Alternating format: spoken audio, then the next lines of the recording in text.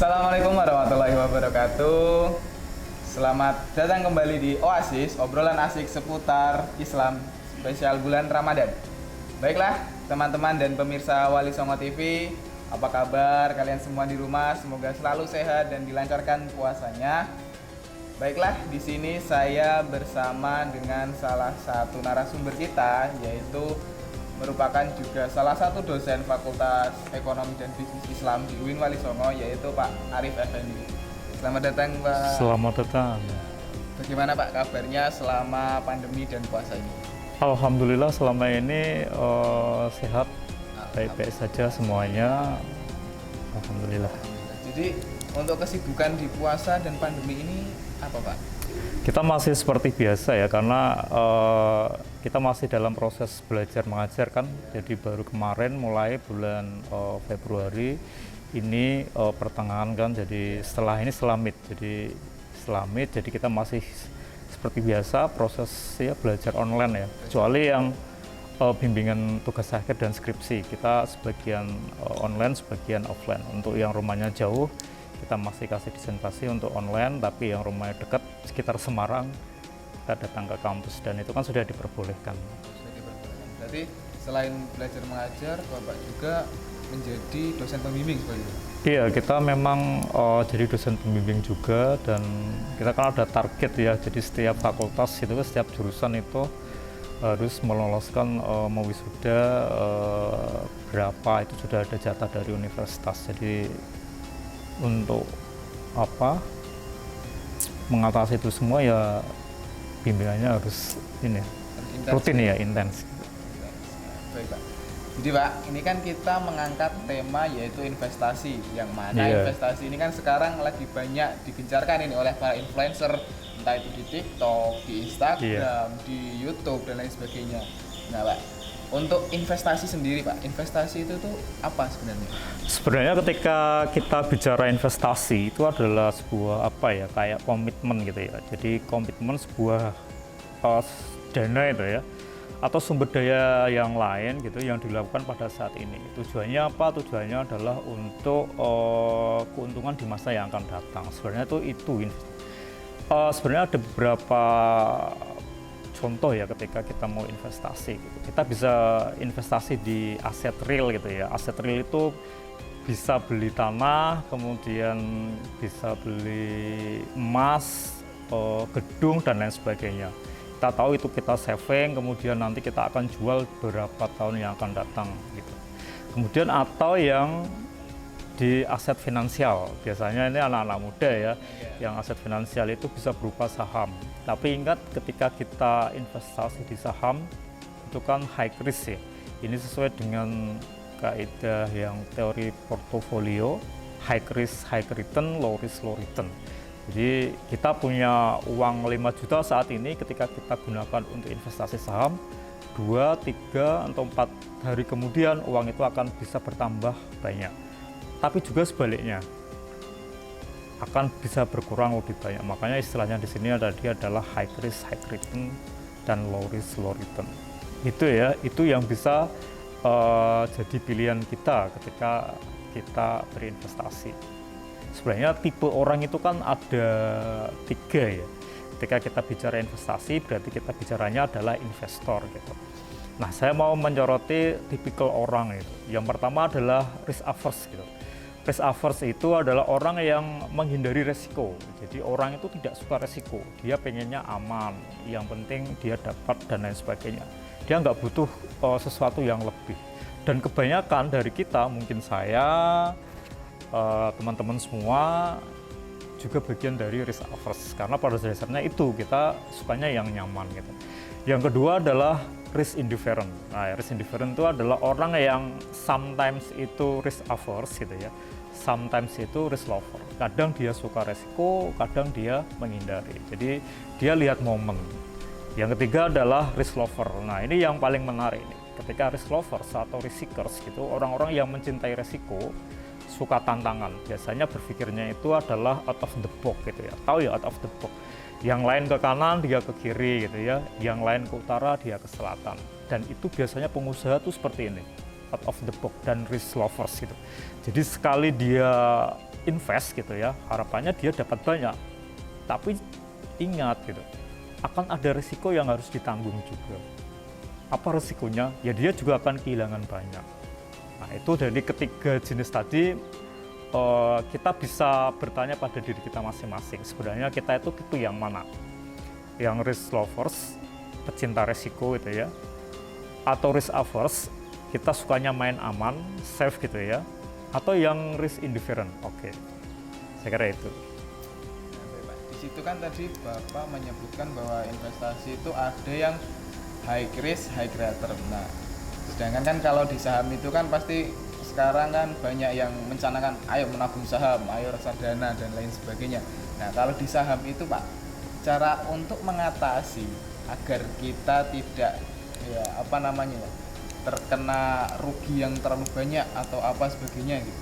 Kan ada sekarang kan mungkin bisa dibilang FOMO atau apa ya, ikut-ikutan yang lain gitu kan, ada kayak yang teknik-teknik yang kayak influencer kemarin ya. Sebenarnya itu ada teknik fundamental juga ya, bagaimana kita bisa mendapatkan berinvest di saham yang menguntungkan. Kita lihat itu ada di Bursa Efek Indonesia ya, terutama yang LQ45 ya. Yang LQ45 itu yang liquid 45 itu sudah perusahaan-perusahaan yang biasanya memang bagus gitu. Coba lihat teman-teman di saham BRI ya, BBRI itu kodenya tuh BBRI. Kalau Bank Mandiri itu BMRI, kemudian Bank BNI itu BBNI ya, kemudian Astra Internasional itu ya, ASII dan lain sebagainya. Teman-teman bisa lihat di situ gitu. Kalau yang kemarin ada influencer yang mengendorse gitu ya, endorse saham, kemudian itu menjadi sesuatu yang di luar dugaan orang banyak itu ya. Bahkan perusahaannya itu awalnya nggak bagus-bagus amat ketika di-endorse oleh salah satu public figure ya. Ya anggap aja kemarin ada Raffi Ahmad, kemudian Kaisang juga punya ya. Kaisang kemarin juga berpengaruh, kemudian ada Yusuf Mansur ya, Ustadz Yusuf Mansur itu juga berpengaruh.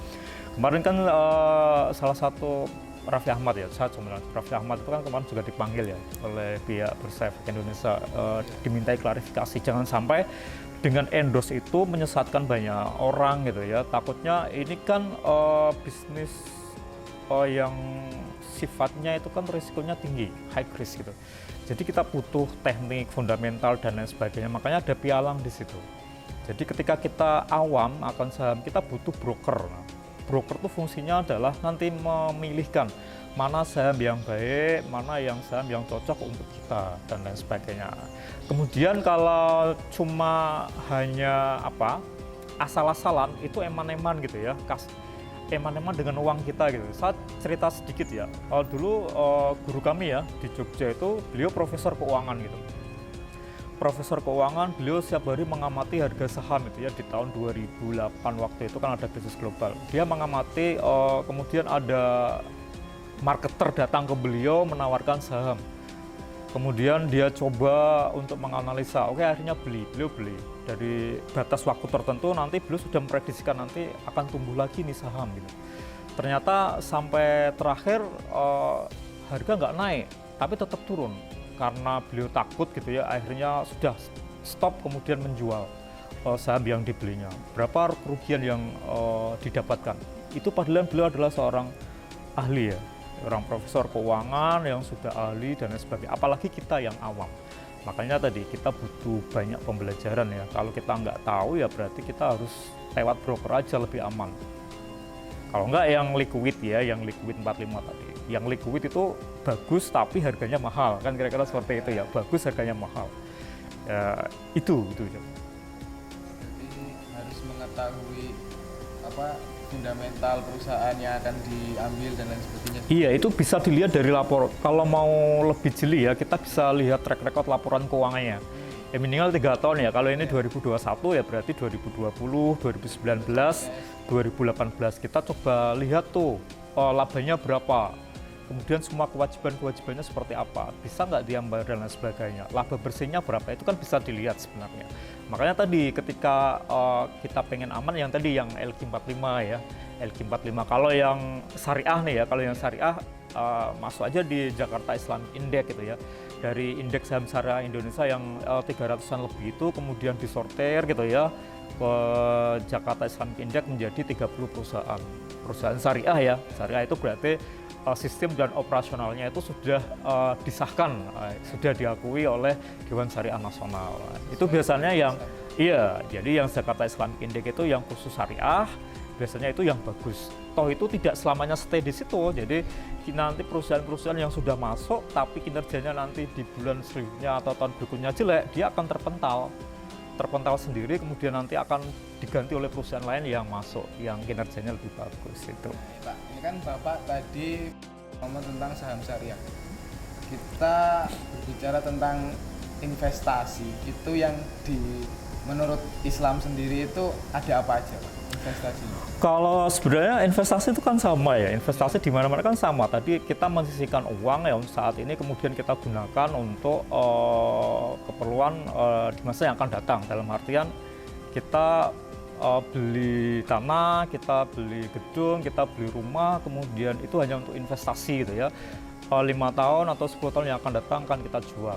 Berarti tujuannya di sini adalah mencari manfaat kan gitu ya, jadi tingkat keuntungan dan lain sebagainya. Kalau yang syariah sebenarnya sama ya, karena kita kita saving uang, kemudian kita gunakan untuk membeli sesuatu yang harapannya nanti di tahun berikutnya kita bisa jual, kemudian dapat keuntungan. Catatan yang harus kita garis bawahi ketika kita bicara syariah adalah tidak boleh ada gharar di situ.